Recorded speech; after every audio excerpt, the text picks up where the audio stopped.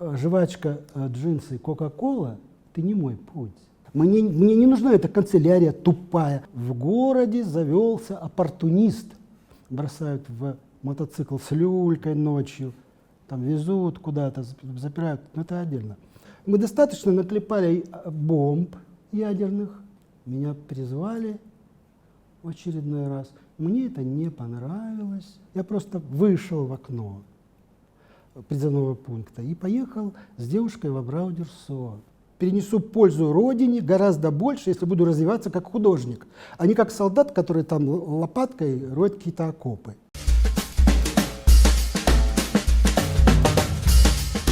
И я пишу под черным по белому, что если все будет продолжаться так же, как продолжается в нашем обществе, я поеду в Москву и просто брошу бомбу в Леонида Ильича Брежнева.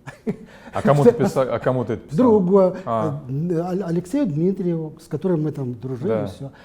А у этого друга в Армавире случилось нечто. Брат закурил папироску, бросил ее, был пьян. Дом воспламенился, сгорел. И все письма, которые мы там писали, как-то попали не только пожарникам, но и в КГБ. И там прочли, что какой-то дурень 20-летний решил, если не изменится в обществе социально вот это вот неразбериха, он поедет и будет бросать бомбу в дорогого Леонида Ильича. Значит, с этим малым надо разобраться. Так, и что, тебя нашли? Фу, нашли, не то слово. Моя сестра работала на судоремонтном заводе, она старше меня на 17 лет. Она была партийной, участвовала в хоре, в самодеятельности, то есть была уважаемой. Это маляр какого-то разряда. И на партийном собрании судоремонтного завода города Новороссийска, это завод весьма приличный и, так сказать, многолюдный, с трудовым коллективом, все как полагается. Там сказали, что в городе завелся оппортунист. Тишина. Кто это слово нашел в словаре еще? Или оно было в ходу тогда? Нет, ну в партии-то это слово знали, это же партийное собрание. Да. И на партийном собрании объявили, что в городе завелся оппортунист. Так. И этот оппортунист, имя и фамилия этому оппортунисту Востриков Николай. Сестра как бы немножко так опешила, как же это так? То есть это как вроде, ну, ее брат. Что-то здесь не очень хорошо. И с тем, что я, с одной стороны, закончил Краснодарское художественное училище, диплом получил, а с другой стороны, что я вот такой оппортунист, за которым надо присматривать, меня как-то взяли в рукавицы, которые раньше при неблагоприятном развитии общества назывались ежовыми. Но в то время, довольно сладостное, они же ежовыми не были. Заячьи. Да, наверное. И как-то что-то, мне повестки стали приходить с какой-то вот настойчивой регулярностью, что не пора ли мне отслужить в армии советской. А служить в советской армии... Лучше врагов взрывать, правильно, чем своих. Не, ну погодите, ну что вы. Служить в те времена я считал это абсурдом, потому что мы достаточно наклепали бомб ядерных, достаточно, для того, чтобы не содержать убогую армию, никому не нужную. При угрозе мы бросаем эту бомбу, и все конфликты уходят в прошлое. В моем мышлении, в моем мышлении пацифиста. То есть я перенесу пользу Родине гораздо больше, если буду развиваться как художник, а не как солдат, который там лопаткой роет какие-то окопы. Я не мог позволить терять свое драгоценное время молодости на то, чтобы заниматься вот этим рукотворным, солдатским, совершенно глупым трудом. Это неправильно и для меня, моего развития, и для Родины. Я пытался это как-то донести членам там военкомата, но они совершенно не могли принять моей логики, потому что в их головах логика была другая.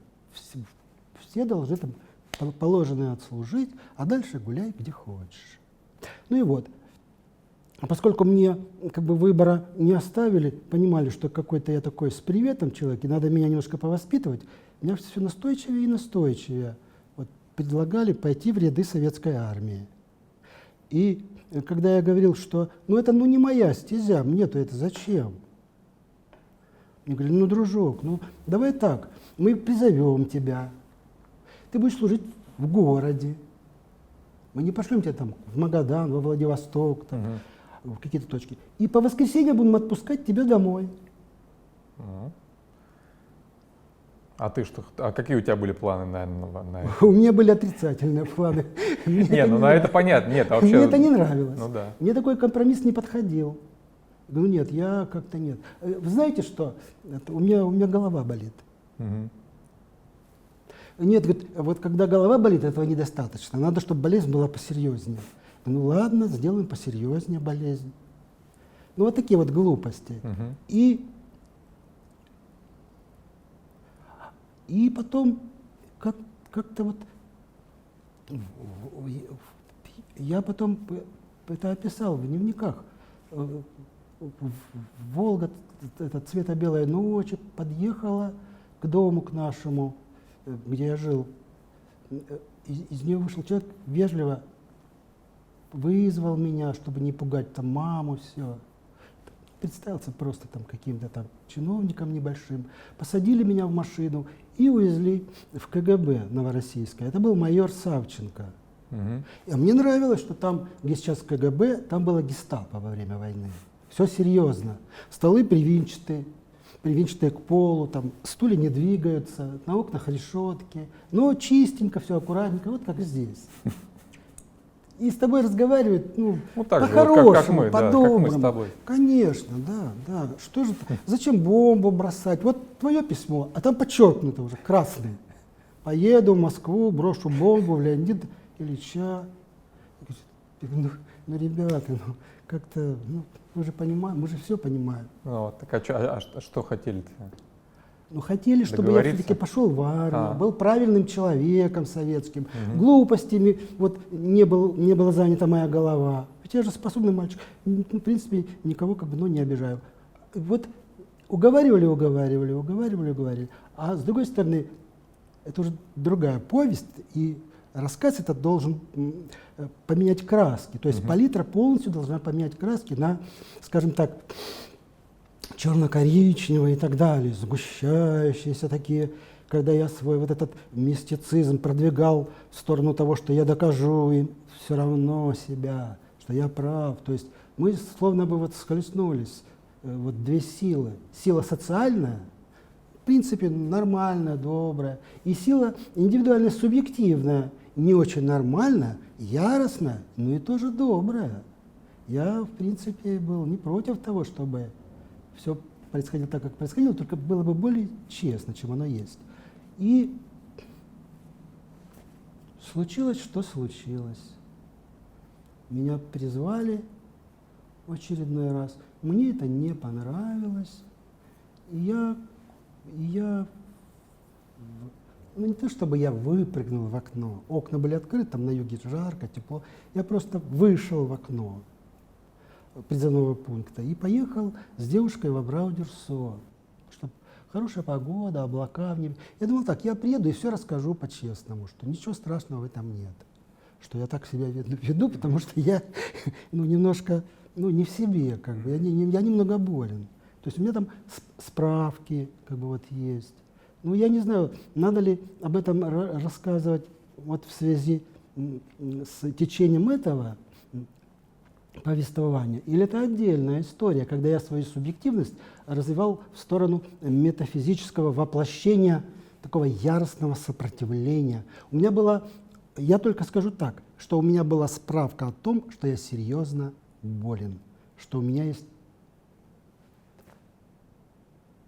назовем это, приступы болезни.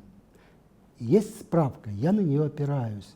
Я знаю, что меня не могут взять этими рукавицами, про которые сказали, ежовыми, и посадить, куда сажать не следует. Но я не понимал, что я нахожусь в противоречии с системой, а ей вообще без разницы, есть у тебя там справки, нет у тебя справок. Но с одной стороны. А с другой стороны, я уже как бы под крышей комитета безопасности, который меня опекает. Вот майор Савченко, мы друзья, у нас все хорошо, понимаем друг друга. И вот когда я... Портрет не просил нарисовать? Просили, но позже. Портрет Дзержинского, Феликса. И я рисовал его, это мы отклоняемся, тушью и пером в тот момент, когда тушь была нужна заключенным для того, чтобы наколки делать. Я говорю, слушай, ты там рисуешь, притащи тушь нам. Я говорю, как я притащу вам тушь? А они там жгли подошвы, чтобы пепел там этот резиновый там набрать, изготовить эту вот, да, краску для татуировок. Но это уже другая история.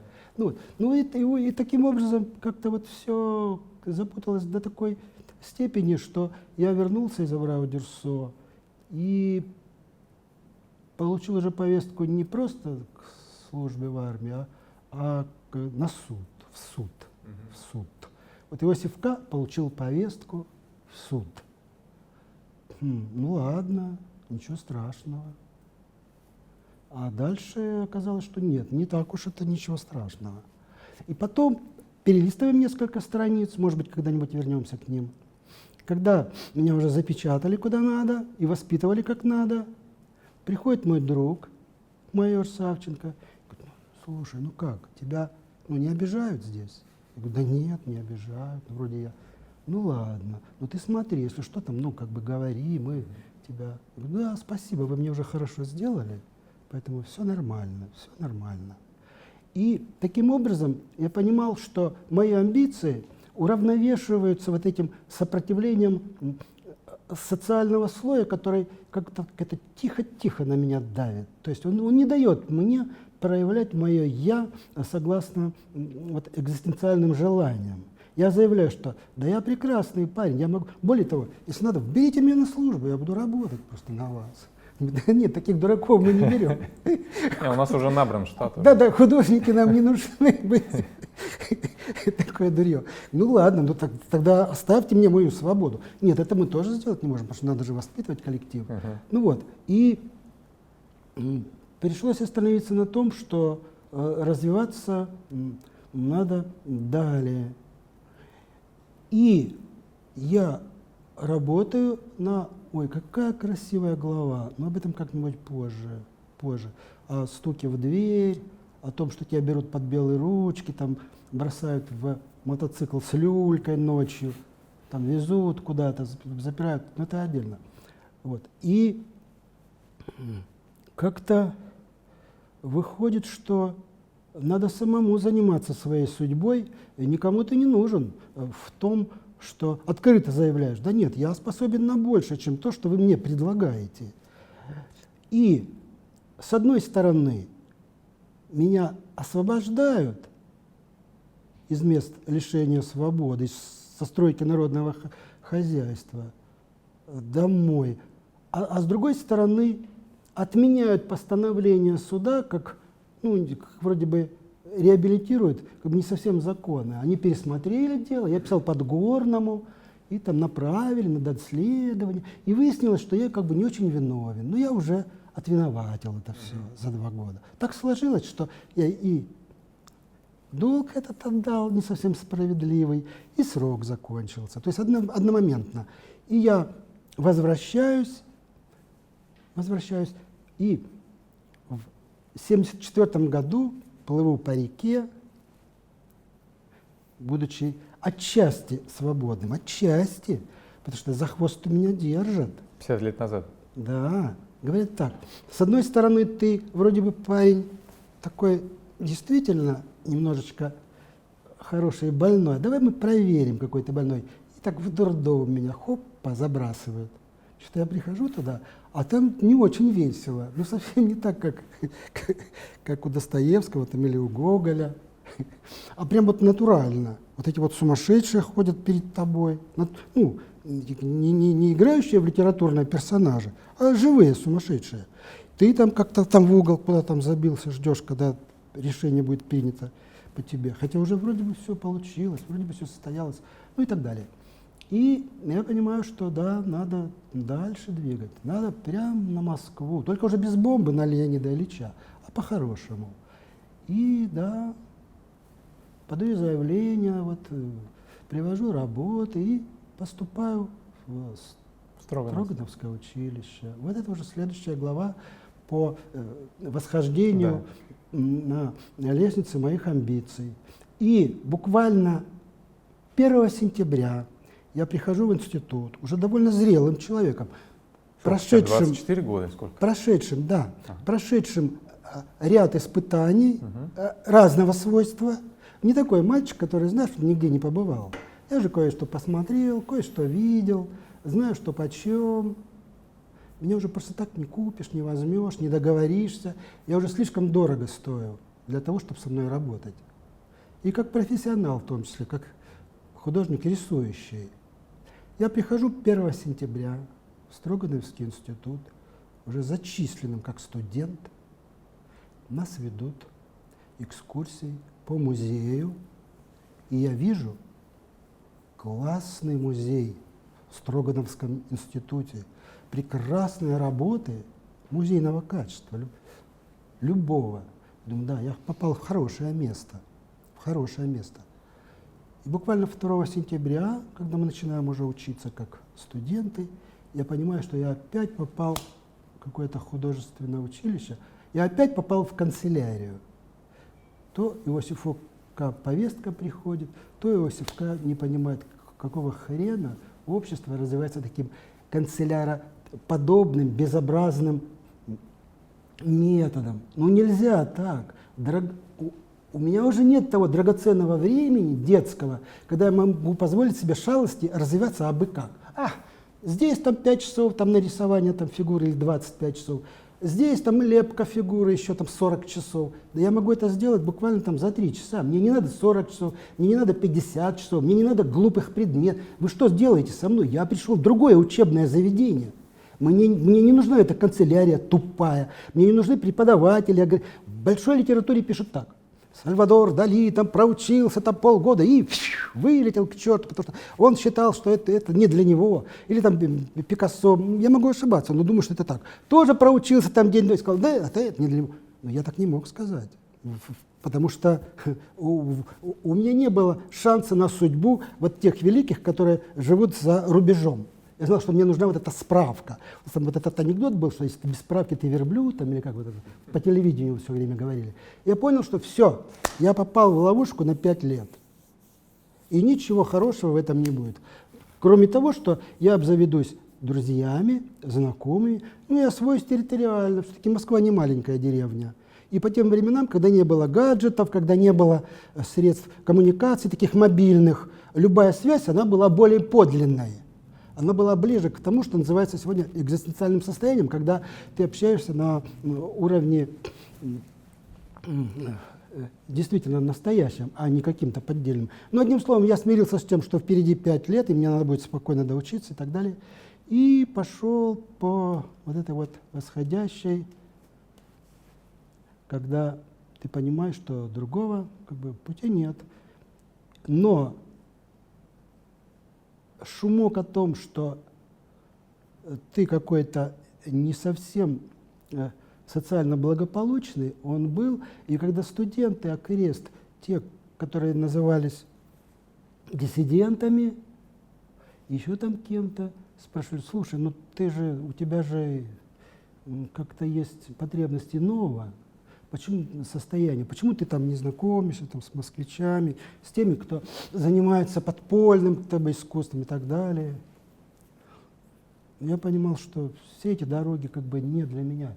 Все эти вот каналы, когда ты связан там, с дипломатическим корпусом, вся эта вот жвачка, джинсы, кока-кола, это не мой путь.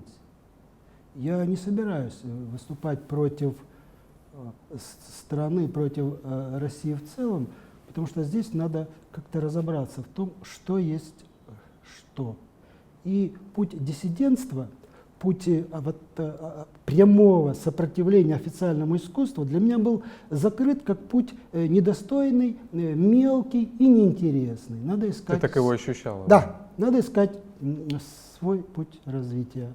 И на этом я успокоился, и далее мне было хорошо. А Москва начала раскрывать свои объятия до каких-то пор. Вот здесь можно перелистнуть много страниц сразу и оказаться в 1985 году в апреле, можно сказать даже в марте, когда пленум обозначил наше развитие как гласность, перестройка и так далее. Вот про амбиции коротко. Но группа «Синтез», она образовалась именно с прицелом на известность, то есть это был как бы осознанный шаг к тому, чтобы стать более известным, получить признание, сфокусировать взгляды общества на себе. То есть каким образом? Как ты это вообще себе видел? Что вот вы создали группу. А дело в том, что ты не можешь развиваться в темной комнате с тем, чтобы вообще ничего не было видно. Когда у тебя есть потребность достичь чего-то в большом масштабе, то эта потребность неизбежно открывает двери в публичное пространство, просто неизбежно. Ты это делаешь не только для себя и близкого круга друзей, но ты это делаешь для того, чтобы расчистить вот всю площадь с тем, чтобы обозреть жизнь в целом. Иначе ни дыхание, ни сердцебиение невозможно в варианте счастливого преобразования жизни. То есть тебя жизнь либо загоняет в угол субъективного, где ты не имеешь возможности быть самим собой, либо ты нарушаешь все вот эти вот законы, обеты, вот карьерную лестницу заурядную, по которой поднимаются обычно там бюрократы. Например, у нас в институте в Строгановском были ребята, которые по комсомольской линии там развивались. Кстати, два слова. Я тоже был комсоргом на своем отделении, тоже собирал взносы, тоже был комсомольцем, вот, но как не тем комсомольцем. Ну, это же социальная такая, да. Да, но при этом кто-то строил карьеру реально в этом аспекте. И он даже получал образование художника не для того, чтобы быть художником, а для того, чтобы по карьерной лестнице пойти вот партийные ряды дальше. Это прям вот четко все было прописано, и прям было видно. Вот этот парень с таким уклоном, а вот этот парень с таким уклоном. Так что... Ну а как твой уклон со всем этим уживался? Как твое вот раскрывание навстречу публичности, как оно вот происходило? А это все как бы автоматически было. То есть ты повышал свое образование, читал, рисовал, общался. Ну и это было, как бы это отмечалось? То есть как это, не знаю, там премия, напечатали статью о тебе? Нет. В те времена это только молвой распространялось. Вот шел какой-то шепоток, какой-то разговор, что вот есть какие-то ребята, у которых запросы иного свойства и так далее. Вот, допустим, мы делали кино, снимали, и когда выяснилось, что мы его снимали, опять же КГБ там все просматривало за нами, мы показали его в Строгановке, ректор вызвал к себе меня и сказал: ну слушай, друг, вот это вот, ну нехорошо, что вам Тарковский подсказывает, как снимать кино. Да нет, Тарковский нам не подсказывал. Стой, погоди. Знаешь что, мы вот исключаем тебя на 2 года. Я говорю: ну погоди, ну что вы делаете? Ну, вы же меня назад не возьмете, вы меня выбрасываете за борт. Да не волнуйся, возьмем. Но ты должен поработать на заводе, ты должен опроститься. Какого вот хрена выпендриваться? Да нет, ну я не... Ну, а я не знала тогда, что Москву просто очищали для Олимпийских игр в 80-м году. Я попадал под чистку. Я и Наталья, как бы моя жена. Ну, это просто вот к слову. И как-то вот эта вот молва о том, что ты какой-то необычный, ты какой-то не поддающийся тому, что вот тебя подстригали, она просто вот распространялась в узких кругах, потом там чуть пошире. Ну а дальше в мечтах, в амбициозных мечтах, тебе казалось, Запад нам поможет. Мы же большие художники, мы же работаем на славу мирового искусства, не просто эгоистически, корыстно, для того, чтобы получить какие-то необходимые для жизнедеятельности материальные блага, то есть вот там копейку или еще какие-то вещи. Нет, ты как честный труженик большой эстетики, работал на то, чтобы у тебя все было по-настоящему. И казалось, и это откроет перед тобой вообще все границы. Вот такая была вера. Ну а как ты видел, то есть какой образец у тебя рисовался в воображении? То есть как будет выглядеть, могла выглядеть твоя слава? Идеалистически это Да. так. Вот, оказывается, ведь слава, допустим, режиссера Тарковского, она же выходила за границы, да, нашей Родины. И как-то вот мир, который определял, что есть большая и настоящая слава, он объективно существовал вне пределов страны. Было некое мировое сообщество, ну так называемый вот зарубежный мир, который отмечал достоинство твоего искусства. Казалось, то же самое будет и с живописью. Вот ты творишь, вот и твои картины. Они выходят за пределы соцреализма, они открывают образный мир, в котором человечество нуждается на сегодняшний день уже. И вдруг это отмечается кем-то потихонечку, тебя выставляют, потому что много там выставок разных, и таким образом говорит о том, что да, ты достиг немалого со своими друзьями. И ваша группа столь интересная, с таким видением ситуации, тоже нам любопытно. Вот так вот и представлялось, что это все будет. И когда гласность и перестройку объявили, ой, ну тут уж волна,